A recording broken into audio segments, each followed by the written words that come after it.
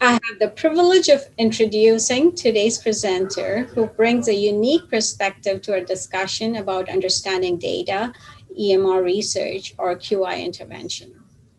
Dr. John Cuddeback works with a team of analysts at AGMA who use EHR derived data to create more meaningful quality measures. The team works with AGMA member organizations to use these data to improve population health and reduce the overall cost of care. Dr. John Cuddeback received his MD and PhD from Indiana University and did his residency in clinical pathology and informatics at University of Florida. If you have any questions for our presenters during this session, please type them into Q&A box, or please raise your hand button. We will hold Q&A session until our Q&A sessions, and we'll get to as many of them as we can before our time's up. Now let's get started. All right, well, thank you very much. Appreciate the introduction and the opportunity to talk with you all. I'm not sure exactly, I've never done one of these before, so I thought it might be helpful to begin with a little pontification.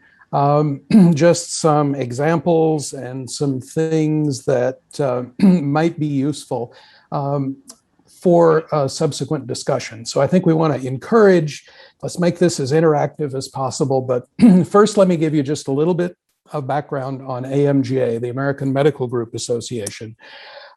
We represent multi-specialty, multidisciplinary medical groups. We have about 400 members. What we do is we advocate and educate and innovate. We're a not-for-profit trade association, so our members are organizations rather than individuals.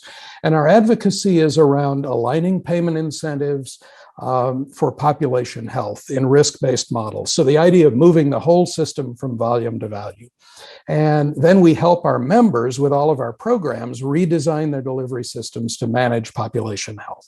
So our 400 members comprise about 175,000 physicians. They tend to be rather larger organizations.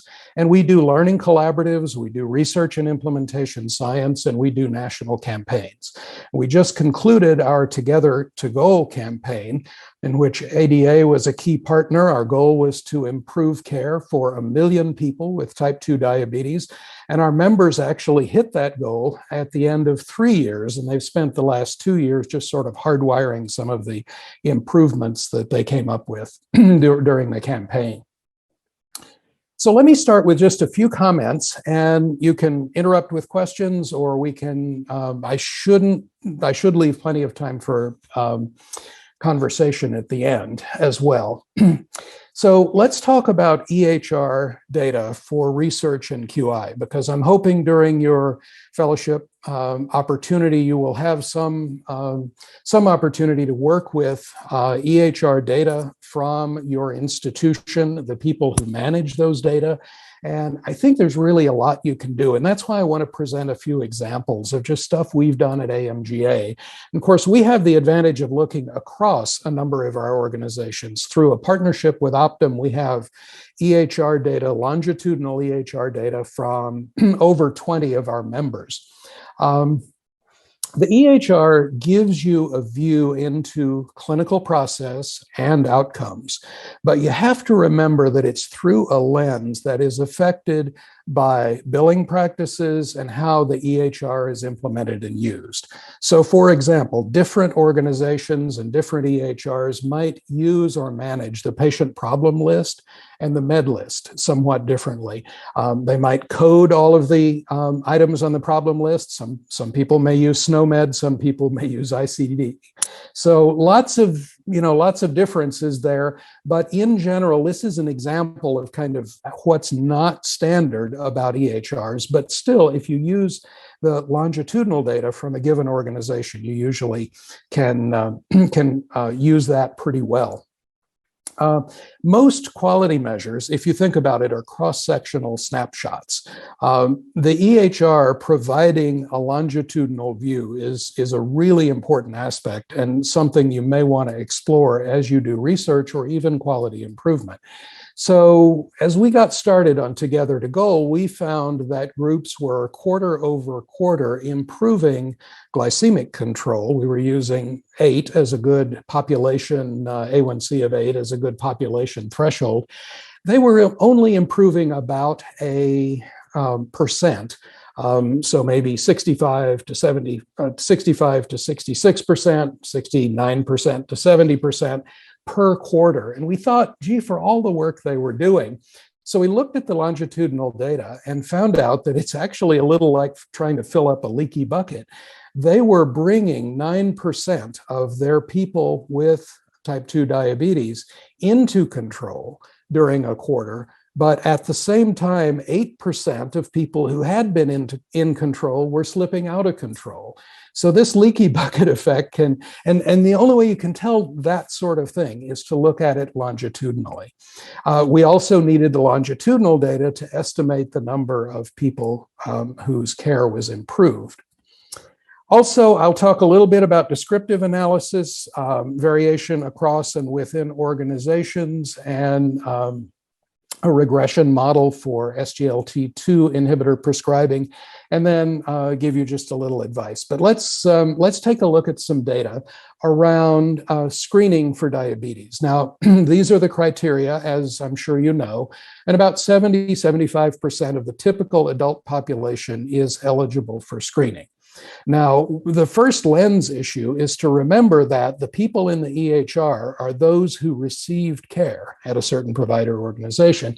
So you can't draw inferences about an entire population. So when you look at public health databases, those are a different denominator than the database of the people who received care. Also recognize that many things differ regionally as well. So who was screened? We started with about 5 million patients. About 76% of those were eligible for screening by those criteria. And what we found was among patients 18 to 75, and we had some exclusions, across 23 organizations, we had about 45% of patients who had been screened within the past 12 months, and another 10.5 who had been screened and found to be in control over the prior 12 to 36 months. So no result indicative of either diabetes or prediabetes.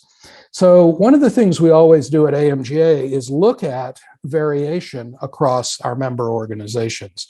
So the number 55.3% of patients being screened who are eligible is a good average, but notice that that ranges from 47% to 76%.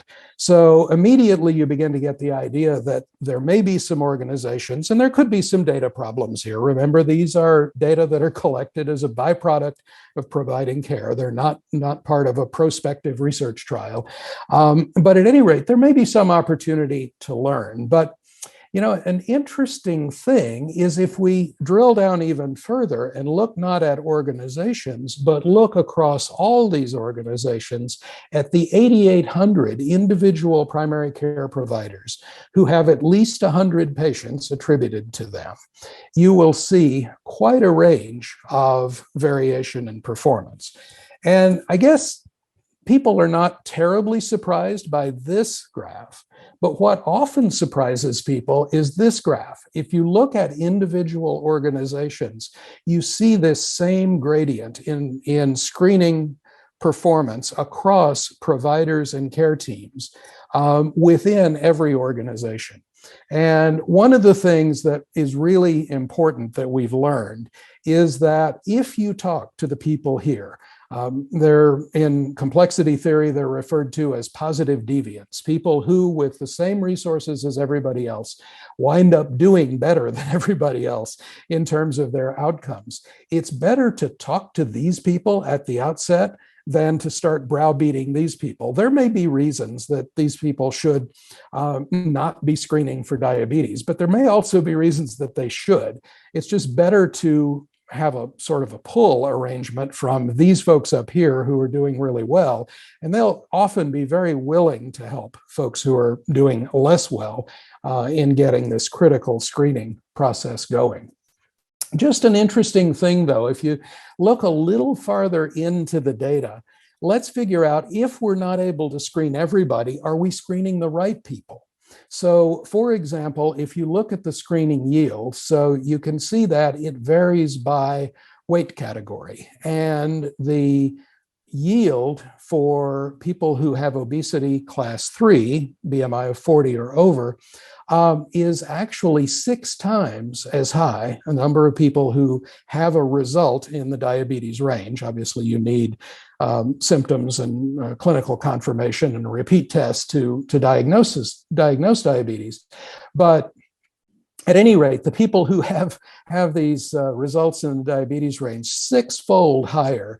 So if you were to screen a subset of the population, what you should logically do is screen people with higher BMI.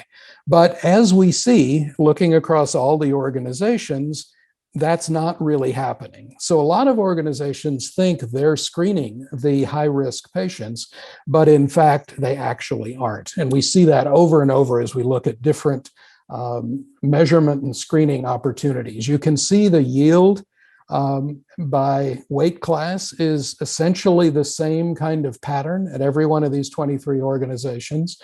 You can also see that the screening rate by weight class is the same pattern for every one of the organizations. So nobody is preferentially screening patients with high BMIs, even though the yield of that screening process is 6 times greater. What about insurance, Medicaid versus commercial, which is likely to reflect socioeconomic status? Twice the yield, but again, the screening frequency is going in the other direction. Similarly, if you impute education level based on a zip code, you will see that the percent of population with a bachelor's degree, the folks at the low end of that scale, twice as likely to have a result in the diabetes range. But again, the screening is going in the other direction. So for quality improvement, an examination of data like this can give you some very quick and immediate things that you can do to improve care. People with obesity, higher yield, people with Medicaid insurance, but still only 44% of the people eligible for screening who aren't being screened. So let's learn from those high-performing care teams. Now, another example is using regression models. So this is not just looking at raw data and raw outcomes. This is controlling for some risk factors. So as you know, SGLT2 inhibitors are recommended for people with ASCVD, heart failure, or CKD when the GFR is adequate to control glycemia and reduce cardiovascular risk and slow the progression of kidney disease. So we looked at EHR data for about 250,000 patients with type 2 diabetes who had an ambulatory encounter with a primary care provider and at least one prescription for a glucose-lowering medication other than metformin and insulin in the past year. And of course, we excluded people with ESRD and hospice care. And what we did was use logistic regression to describe the differences in SGLT2 prescribing by EGFR category, comorbid conditions, specialist visits, after adjusting for all of these other factors. So this is something that's relatively straightforward to do with EHR data. And here's what you get as a result. You get a what's called a forest plot, which shows you essentially the odds ratio for each of the categories that you have defined after controlling for all of the other things that are in the regression model. So here's an example. The reference rate is people with a GFR of 90 or higher. And actually people with mildly reduced GFR, early CKD should be getting. They should be more likely to be getting SGLT2s. Now, obviously, when the GFR goes below a threshold, then they should be less likely to be getting. But here's an area where, from the Credence trial and other data, we know that there could actually be a good deal of help, but we're seeing the actual practice go in the opposite direction.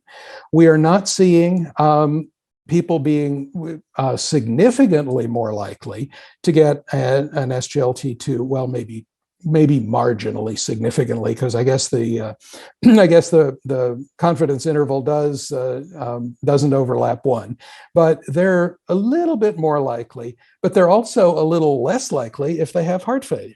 So again, these recommendations do not seem to be adopted even after controlling for all of these other factors.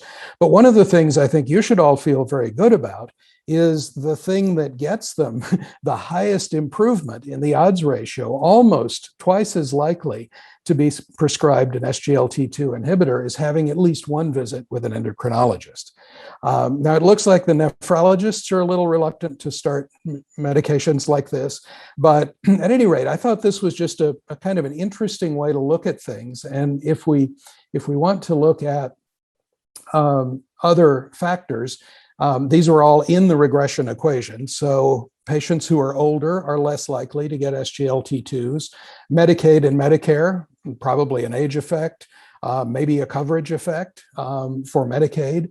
Ethnicity, a little less likely, but race. We do have statistically significant lower likelihood of getting these recommended medications for African Americans and Asians. And then there's a small difference by sex as well. So just an example of using data like this. This is from the same data set, prescribing glucose-lowering medications by age. So these are patients with type 2 diabetes who are, and in this case, we included the people who are receiving insulin, but we still excluded the people who are only on metformin. So you kind of wonder why there's such a high proportion. This is saying like 40-some% of patients in the 20s and 30s are receiving insulin.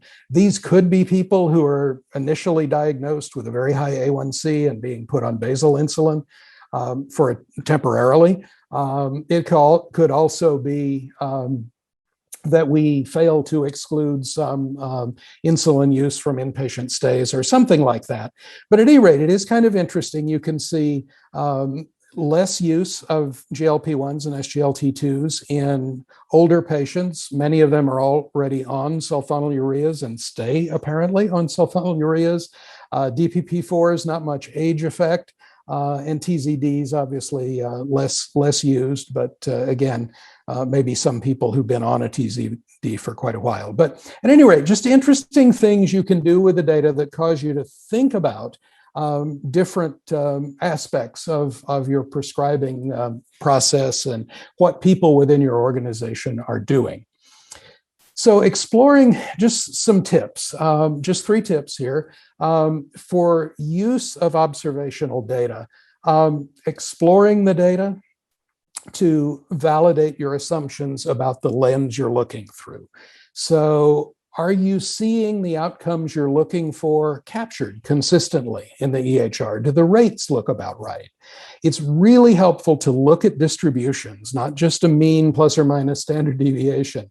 Understand the shape of the distribution, look at the extremes of the distribution. Understand the depth and consistency of diagnosis coding. One of the things you'll learn is that diagnoses that lead to higher payment are more likely to be coded. And you've probably had some experience with people interested in getting coding done that drives HCC, hierarchical condition category classification, because that's how Medicare Advantage payment rates are determined. With observational data, this is not cheating. It would be maybe cheating if you've got a well-designed, randomized prospective experiment, but that's not what you have with observational data.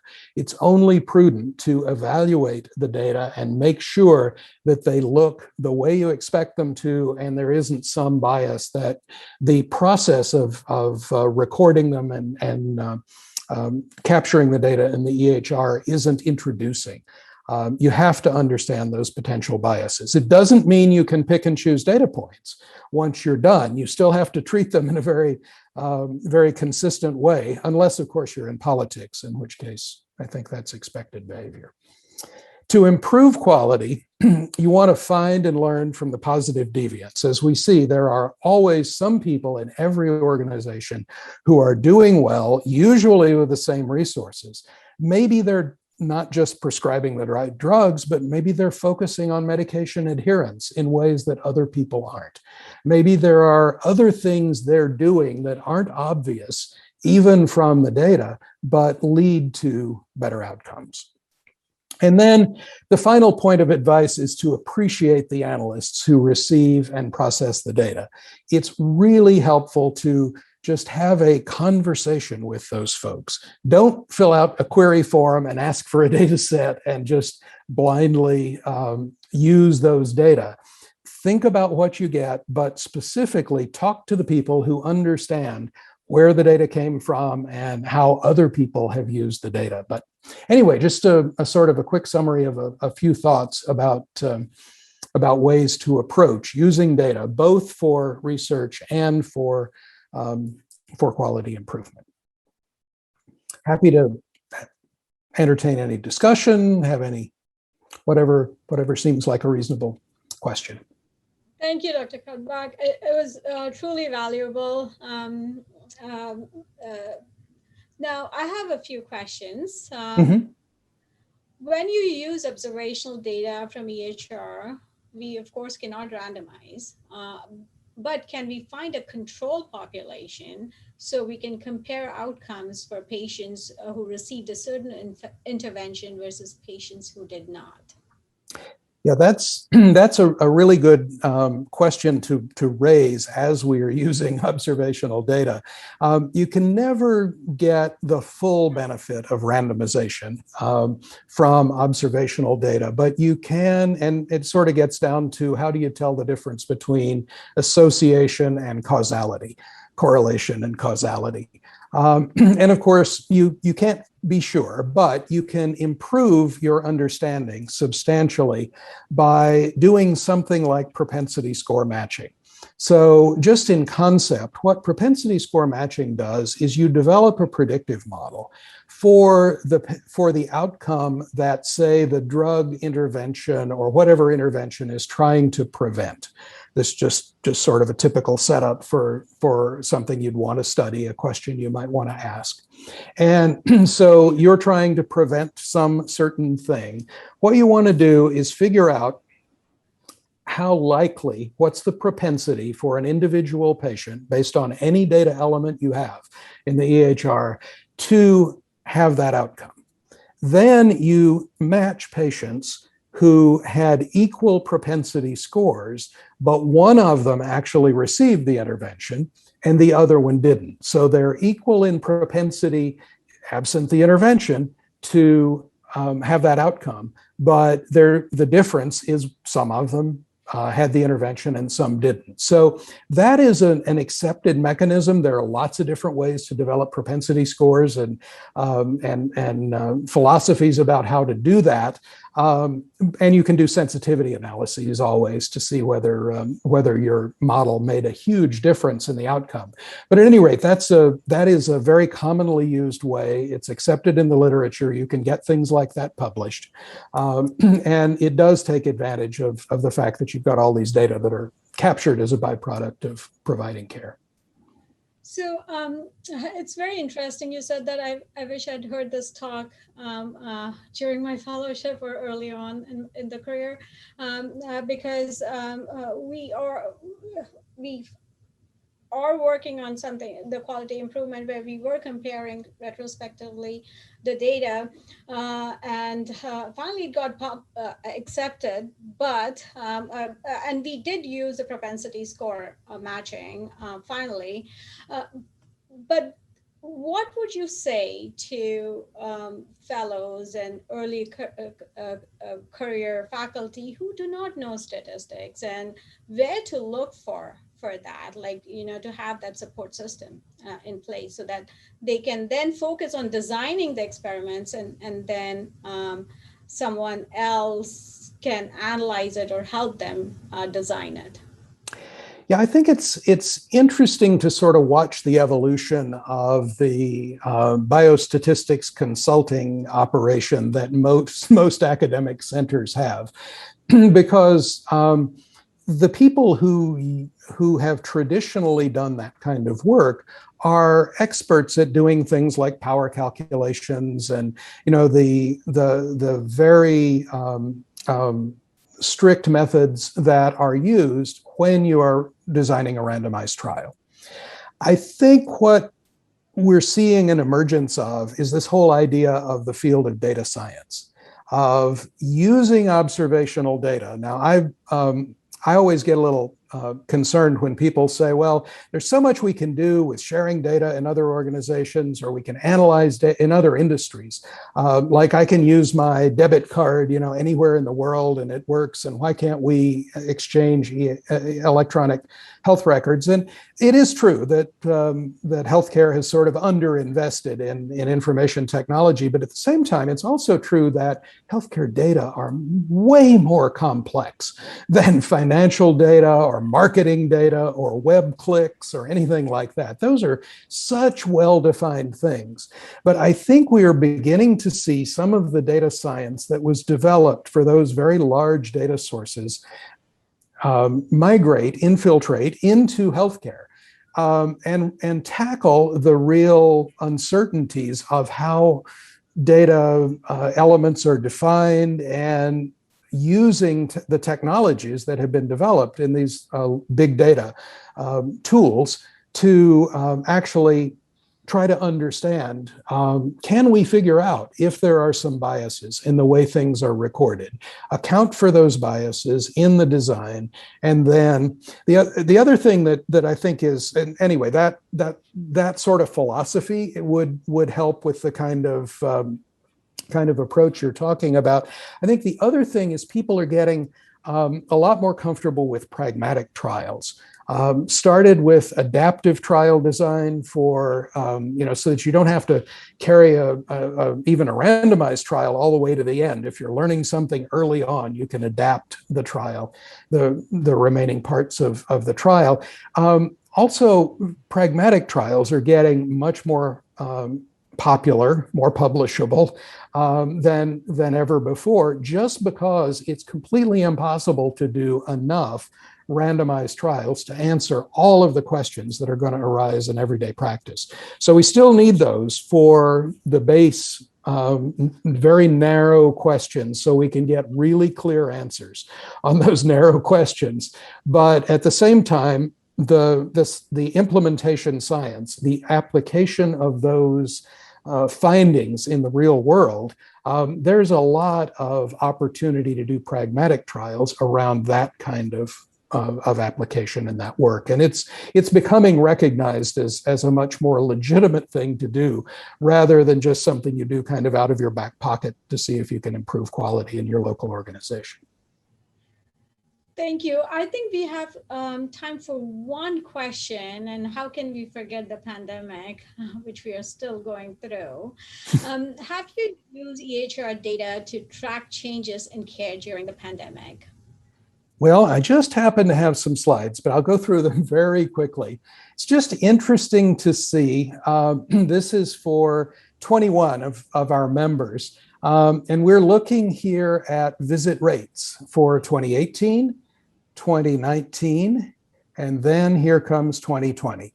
So a 10% larger population from 18 to 19, a 15% larger population, and then everything bottoms out. But it is really interesting how quickly people recovered. Now, this only goes through September. April obviously was the lowest month.